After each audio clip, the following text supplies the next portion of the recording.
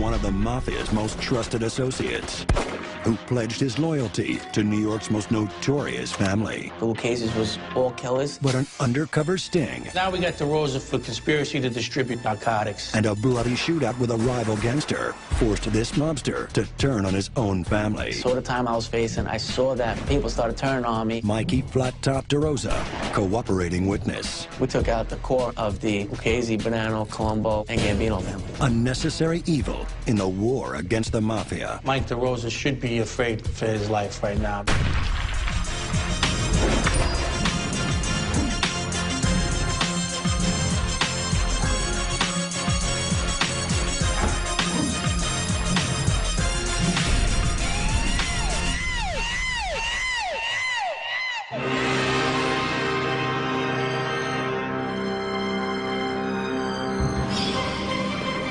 If I could turn back time, honestly, I wouldn't have been involved in drugs because that was the downfall.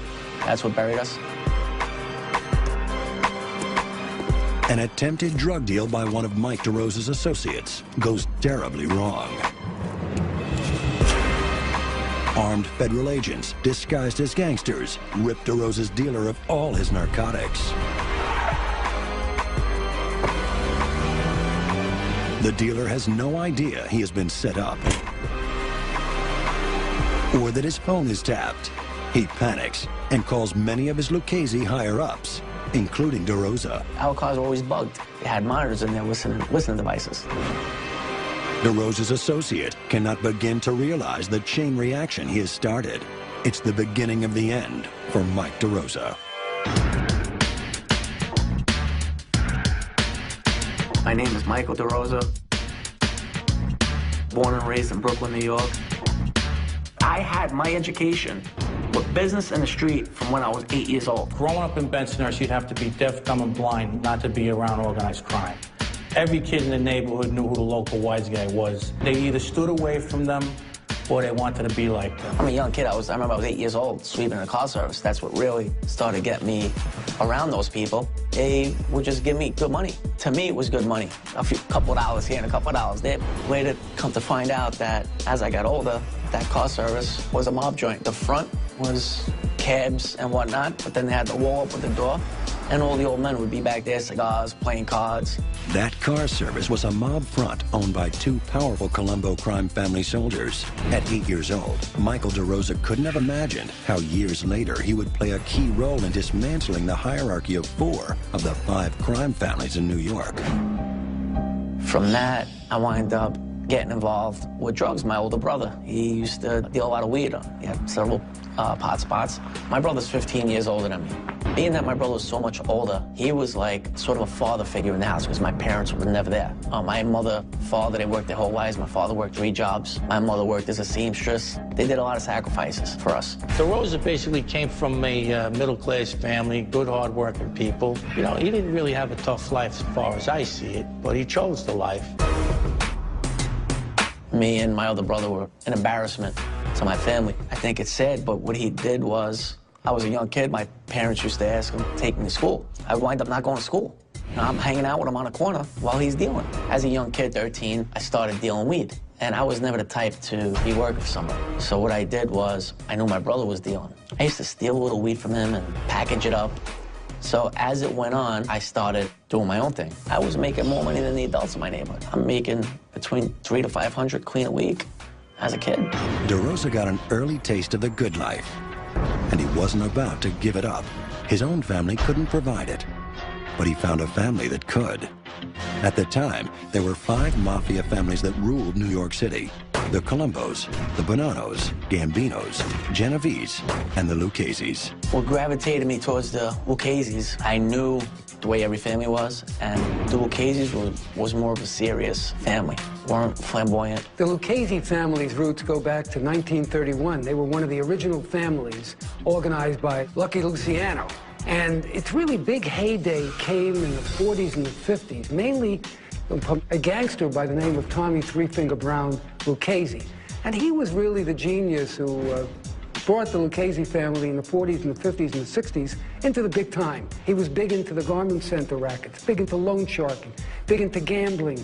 Lucchese died a natural death, and when he died, he was taken over by one of his acolytes, one of his close confederates, a man by the name of Tony Dux Corallo.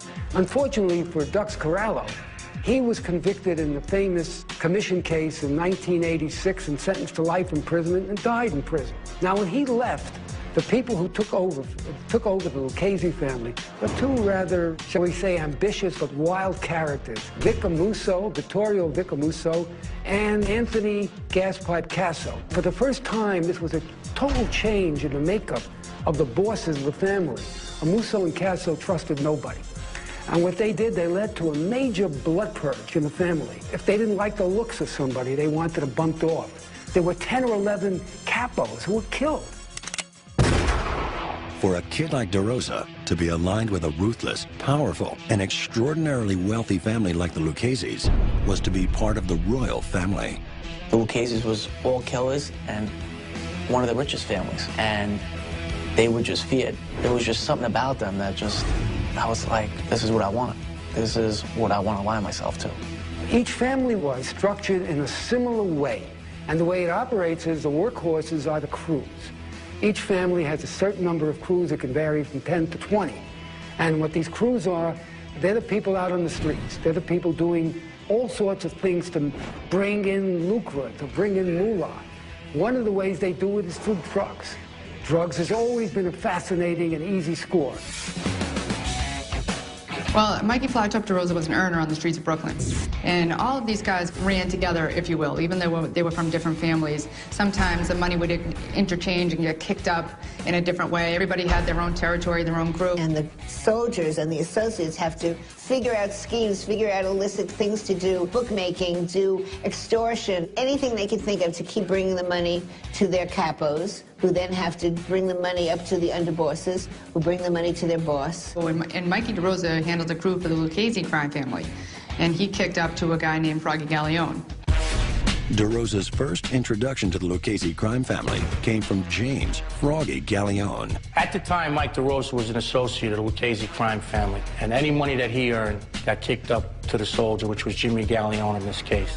Getting into that life, who grew me was Jimmy. He was a good guy. You know, he was more like an older brother. I looked up to him. Jimmy Galleone proposed DeRosa to become a made member of the Lucchese crime family. And what will happen is you will have to be sponsored by a made member of that family. And I see Jimmy the way he is and the respect that he carried. I knew where I wanted to go now in life, so I hung around Jimmy. The difference between Jimmy Galleone and Mike DeRosa is Jimmy Galleone really never had a chance. Jimmy's father was Ralphie Wiggs Galleone, who was a main guy in the Gambino crime family. Jimmy grew up in the shadows of organized crime. And his father got killed when Jimmy was 9 years old. So Jimmy was basically raised on the streets of Bath Avenue by members of organized crime, and he knew no other way. You know, there's expectations when you join a crew, especially a crew as strong as the one that was run by Froggy Galleone. And you weren't going to become a manager, and that's what Mikey DeRosa was, a manager, unless you're making some money.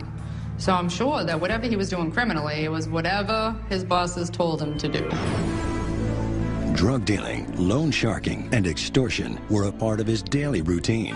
As a solid earner, and with Galleone by his side, DeRosa was making a name for himself within the family. But he was quickly making enemies outside the family. I got into a beef with Joey Scarpa, which is Greg Scarpa's son. Joey Shiro was the stepson of Gregory Scarpa, and Joey Shiro was a drug dealer. And he basically operated under Greg Scarpa's umbrella. When you're Scarpa's son, nobody messes with you. Greg Scarpa was a capo for the Colombo crime family. And Greg Scarpa was considered very, very dangerous. And there was a war.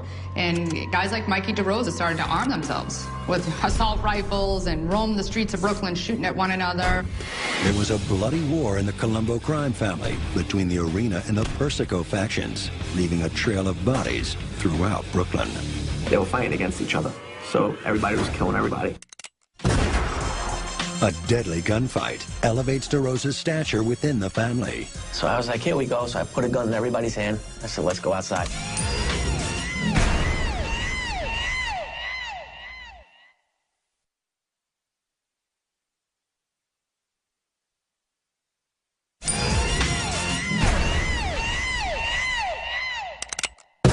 Since the early 1990s, many members of the Mafia have become cooperating witnesses who turned on their crime families.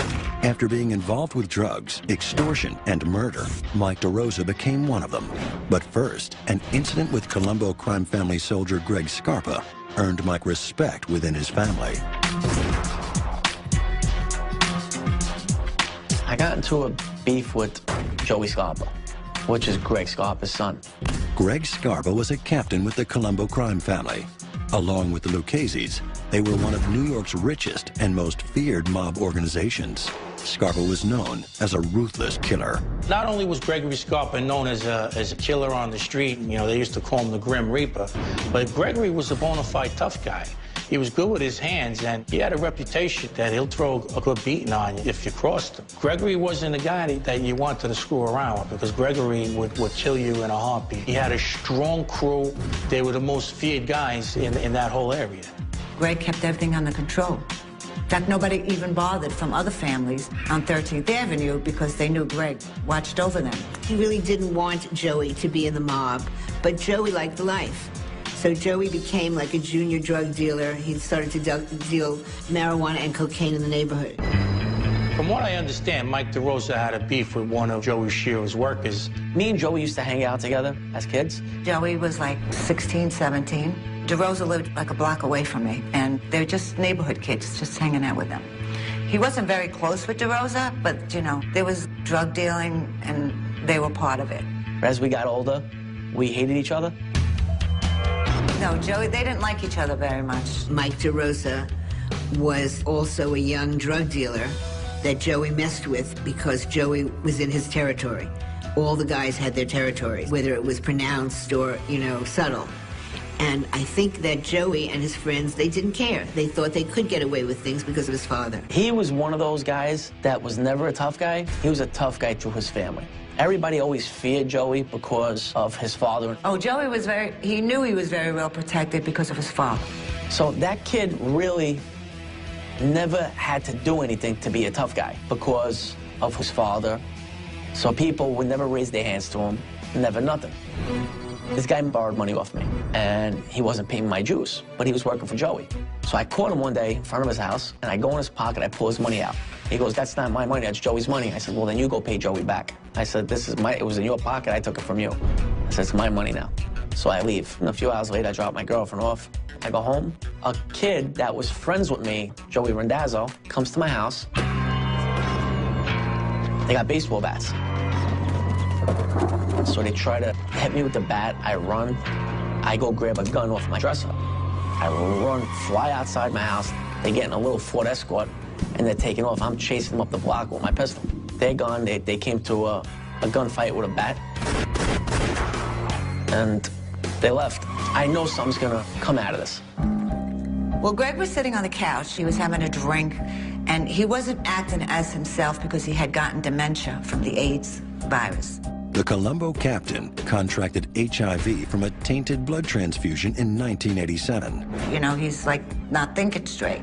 So now Joe Randazzo said, "Would you believe DeRosa pulled a gun on Joey?" And he says, "He pulled a gun on my son?" Greg took the gun and he says, "Come on, get in the car."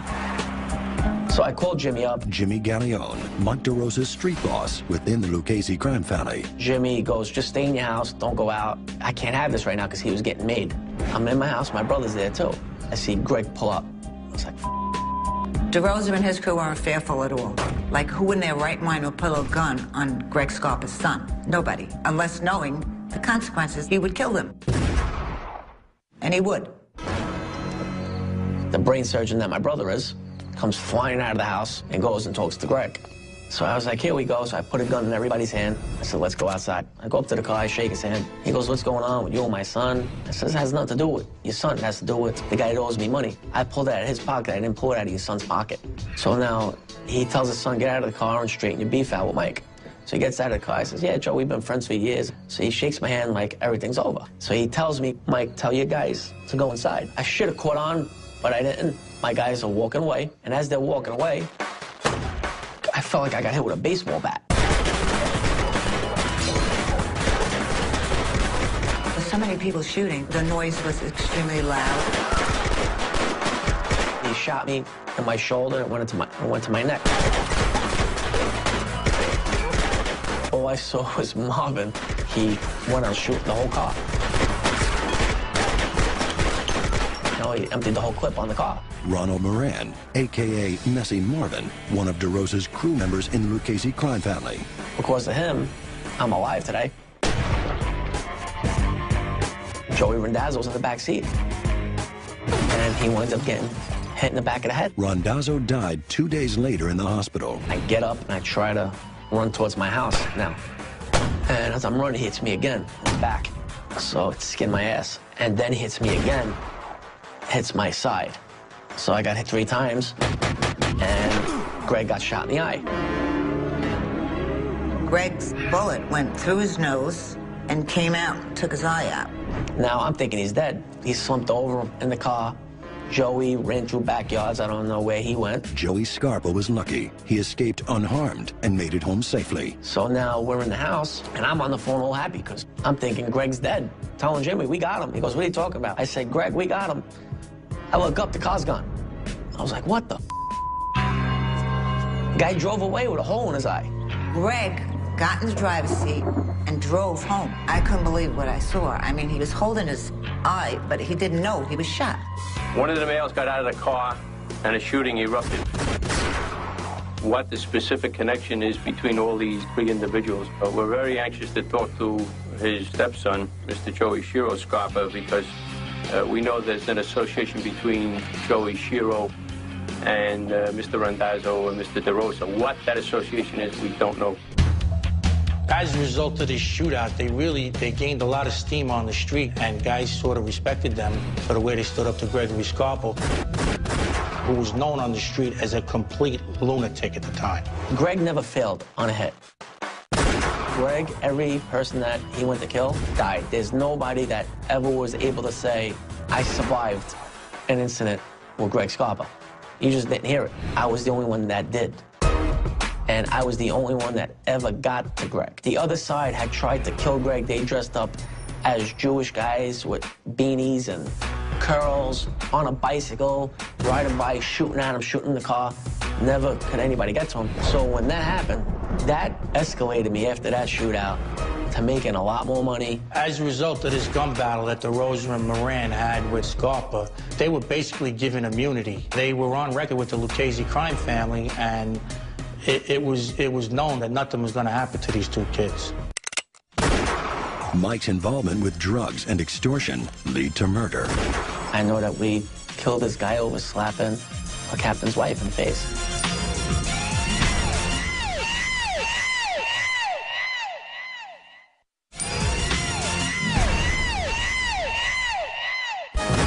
After surviving a gun battle with notorious Colombo hitman Gregory Scarpa, Mike DeRosa and his crew were deemed untouchable by all 5 New York City crime families. Mikey Flat Top DeRosa. Here was a guy who was a real earner. The mob liked him because he was making a lot of money. He was a manager of a couple of the drug crews for the Lucchese crime family. Where the drugs come in, they came in from downtown Brooklyn, came in off the ships. We were getting the keys from them and then distributing them all over the place. We had Brooklyn tied down. We had Brooklyn, we had downtown, we had Manhattan, the clubs in Manhattan, parts of Florida. And one way or another, every drug dealer had something to do with us, whether they were paying or they were buying. I was dealing all the drugs and everything, and I was like, all right, where am I gonna put my money? I saw guys that were doing loans and everything. So I took my money and I started pushing it out on the street, telling people, you know, I got money, I'll lend it to you. So the illegal money that I was making with the drugs, I was there, in turn, becoming a bank now, too. So now I was making money on top of money. For instance, if I had $100,000 on the street, within a year, that $100,000 became $300,000. We used to deal with phony money also. In addition to his loan sharking business, DeRosa also distributed counterfeit money. I remember one time going to Florida over a weekend. We went there with, I believe, 70, 80,000. We blew 80,000 over a weekend. What's funny is nobody ever questioned us. When we were in Florida, it was hysterical. Our money was glowing on top of the bar. You got the black light? Nobody ever questioned us. I guess they were scared. They weren't the bartenders or whatnot. They were afraid to say anything. So we're walking around Florida and blasting money everywhere. Drug dealing and loan sharking were not the only things that DeRosa was asked to do as a key member of the Lucchese family. I get a phone call. They told me, you gotta come. I was like, come? They were like, yeah, we gotta go do like a piece of work. Meaning you have to go kill somebody, sit on someone. So I was like, I'm on the way to my friend's funeral. You know, and they were like, no. We were sitting on a guy in Staten Island. We sat on him for another week, and then we killed him. They didn't let me know why we were killing him, but after it was done, I know that we killed this guy over slapping a captain's wife in the face. And that's the reason why he died. As DeRosa's star was rising within the Mafia, so was his reputation with the NYPD's organized crime unit. Although they did not have proof of DeRosa's involvement with drug trafficking and loan sharking or murder, it was the disappearance of a family friend that really put the heat on Mike for the first time in his career. The way the case started against Mike DeRosa was there was an individual who was reporting missing by the name of Carmine Gargano. A real good kid at the time, he was a friend of mine. Carmine would do anything for like my family, like he was good with construction and come from a great family, great people. Carmine, he was good in school. He never had any problem with him. His grades were good. But he had that envision in his head about gangsters. He always wanted to hang out, and he wanted to get involved. I wouldn't let him get involved. So we got into a fallout. 2 weeks before my brother Carmine went missing, there was an altercation at a bar in Bay Ridge. DeRosa and my brother Carmine were at. Gargano was seen having an argument with DeRosa in a bar called T-Birds on 86th Street in Brooklyn. I get into an argument when he's in the bar and he tries to say hello to me. I looked at him, he's hanging out with my enemies now that we've been trying to kill each other. So he goes and tries to shake my hand. I says, get your hand away from me. And I says, let's go outside. I punched him in his face. He went up against the car. Then my friend jumps over a car, slides across it, punches him, and then he tries to run away, and I threw a bottle at him. And he ran away. That was that. He winds up disappearing a few days later. Because of that fight, many people in the neighborhood assumed DeRosa had something to do with Carmine's disappearance. They were telling everybody in the neighborhood that it was me, but it wasn't. The last time that I saw my son, it was July 10, 1994. 1:30. Out of the mother's frustration because she was unable to convince the police department to take a missing persons report on her son, she appeared at a town hall meeting where Rudy Giuliani was present. Giuliani was on a podium, and I raised my hands, and I told him what my problem was. Rudy Giuliani had tasked the detectives from the 6A precinct to put Carmine Gargano's name on a missing persons report and to make this case a high-priority case. At the time, Rudolph Giuliani was the mayor of New York, building his reputation prosecuting some of the Mafia's most notorious members. Giuliani felt compassion for them and started the investigation on us. That was part of our downfall. With a young man missing and drugs flooding the streets, the NYPD and the DEA began to put the heat on Mike DeRosa and his crew. We were under investigation already. They knew what we were doing. Basically, they had a list of names, and on that list was Mike DeRosa and his associates in the drug trade.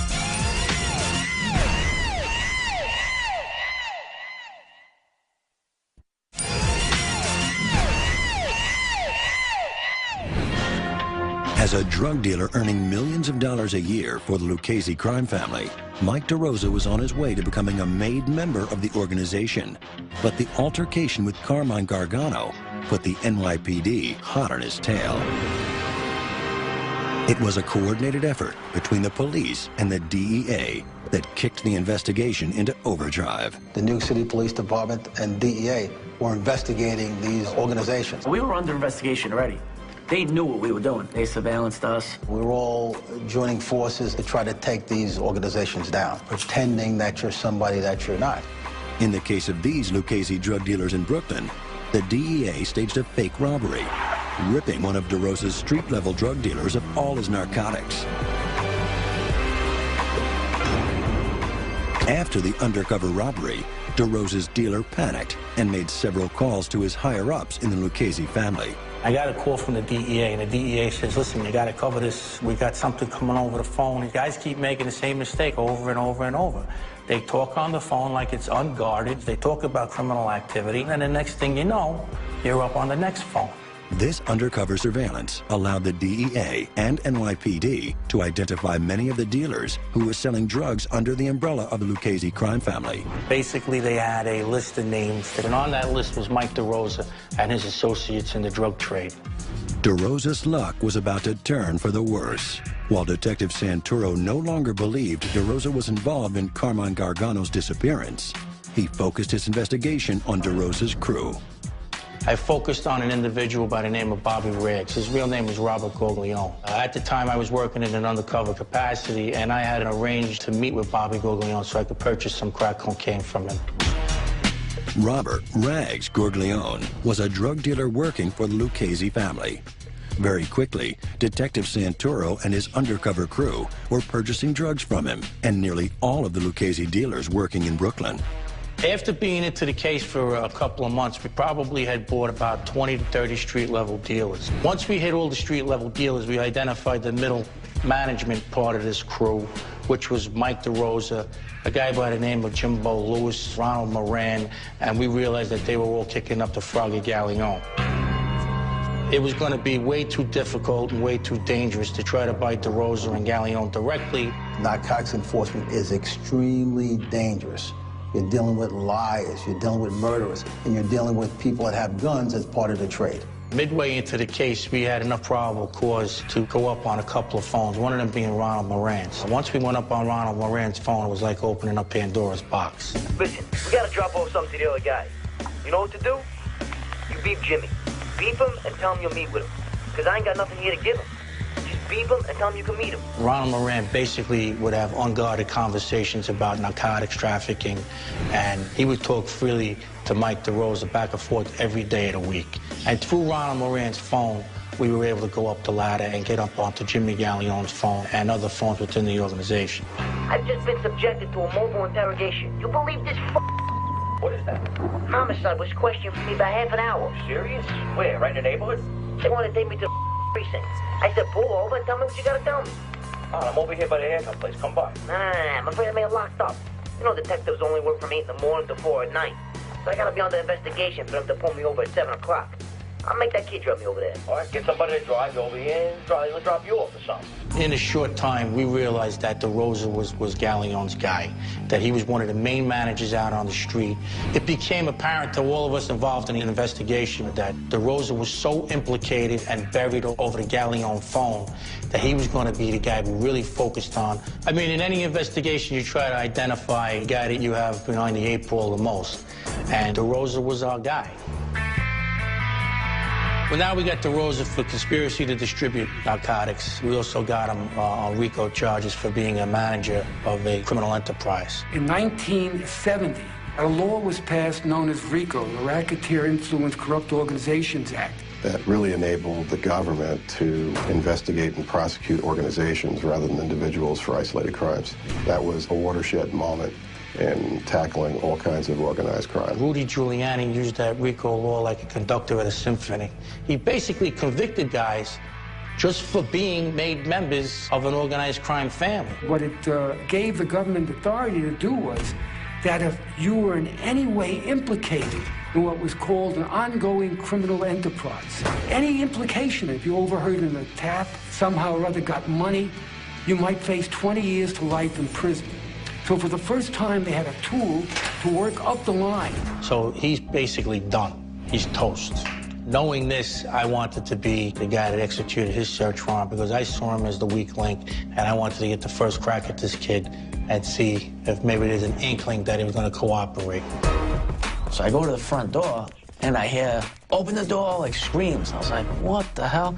So I turn around, and I go to run inside my house. They kick my door down. I mean, within 2 minutes, they had DeRosa in cuffs. They threw him out on his front lawn. They were inside the house, searching the house. Now I woke up to Mike DeRosa. I introduced myself to him, and I basically tell him that he's screwed. And just by the look in his eyes, I knew that I could see the fear of God came over him. So they held me in the house for a while. The next minute, I hear guys screaming over the radio, "Freddie, you better get out here. You got to come see this." At that time, I had $140,000 in a satchel, and I had it upstairs, and my mother, nervous, not knowing what's going on, she took my money and flung it out the window. Landed in the cops' hands. Mother panicked, and she thought if she got rid of the money, we wouldn't find it, but she didn't look out on the street and see all the cops that were downstairs. Mikey, I could see, was really nervous. I sat him down, I said, "Look, Mike, obviously you know I know everything about you. We've been listening to your phone." And I proceeded to tell him, you know, things that only a guy that was listening to his phone would know. And he just looked up at me, and he sort of nodded, and he knew. It's decision time for Mikey Flat Top DeRosa. Cooperate or spend the rest of his life in prison. Everything that I thought that life was about growing up, really, like, there's nobody there for you once you go away.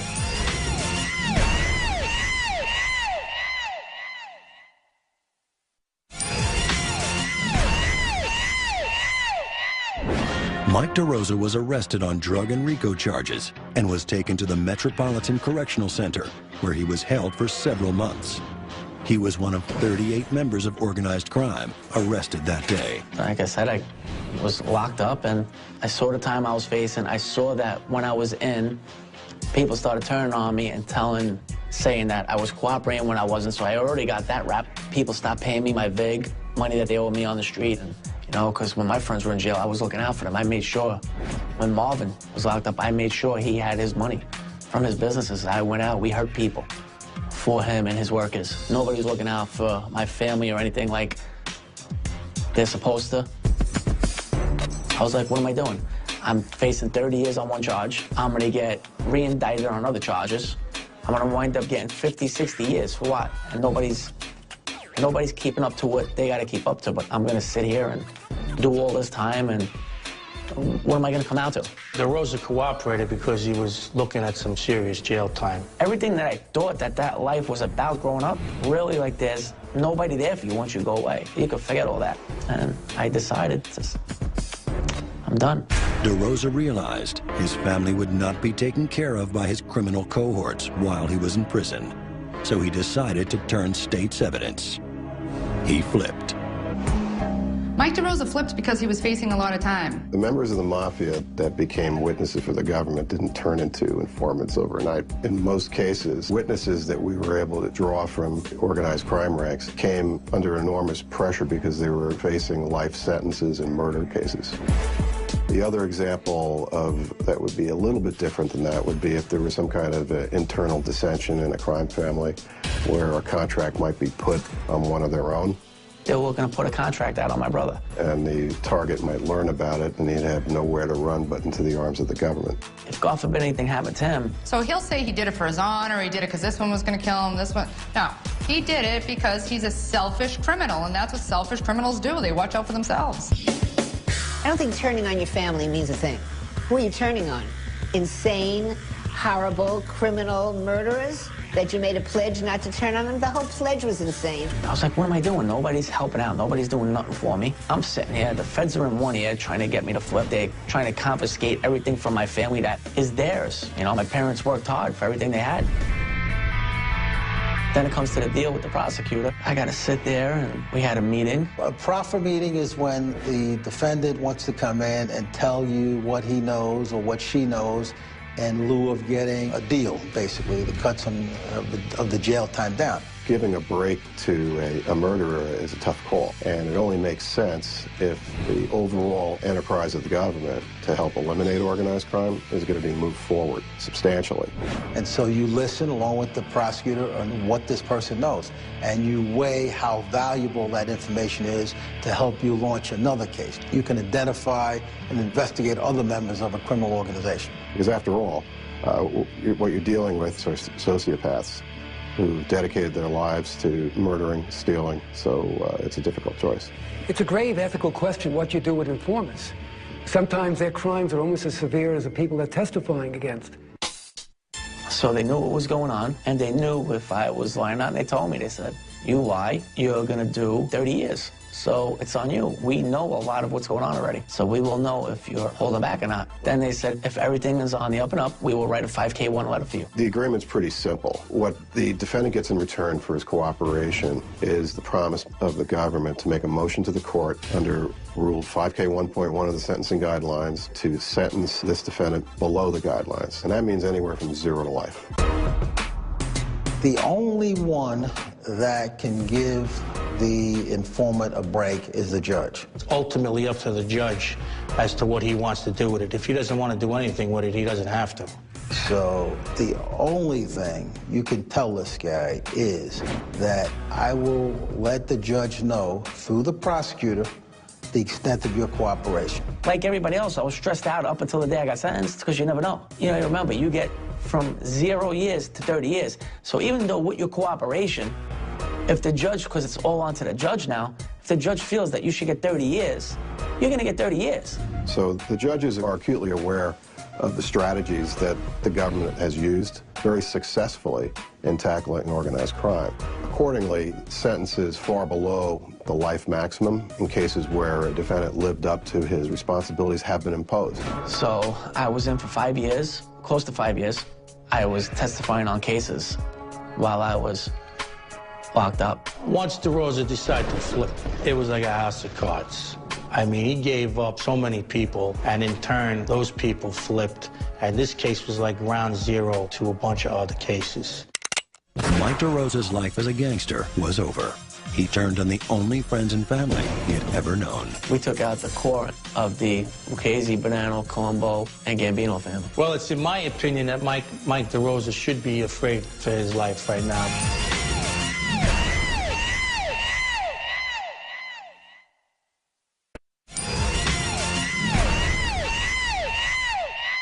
After his arrest and his decision to flip, DeRosa was forced to testify against his friends, fellow Lucchese family members, and high-ranking members of New York's other 5 families.